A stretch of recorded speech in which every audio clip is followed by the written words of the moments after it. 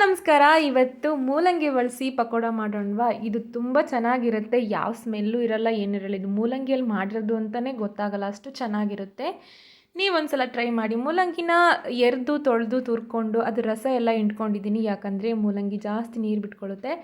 ಹಾಗಾಗಿ ಅದಕ್ಕೇ ಸಣ್ಣದಾಗಿ ಹೆಚ್ಚಿಟ್ಕೊಂಡಂಥ ಈರುಳ್ಳಿ, ಕೊತ್ತಂಬರಿ ಸೊಪ್ಪು, ಕಡಲೆ ಹಿಟ್ಟು ಬೇಕಾಗುವಷ್ಟು ಮತ್ತು 2 ಸ್ಪೂನು ಅಕ್ಕಿ ಹಿಟ್ಟನ್ನು ಸೇರಿಸ್ಕೊತಾ ಇದ್ದೀನಿ.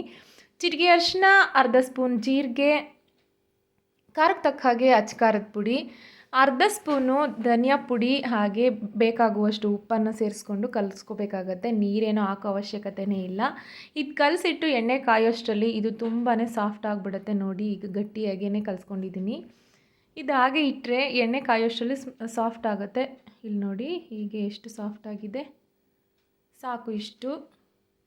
ಇದನ್ನು ಸೀದಾ ನಿಮ್ಗೆ ಇಷ್ಟ ಬಂದ ಶೇಪಲ್ಲಿ ಎಣ್ಣೆಗೆ ಹಾಕ್ಕೊಂಡು ಮೀಡಿಯಮ್ ಫ್ಲೇಮಲ್ಲೇ ಕರ್ಕೊಂಡ್ರೆ ಆಯಿತು.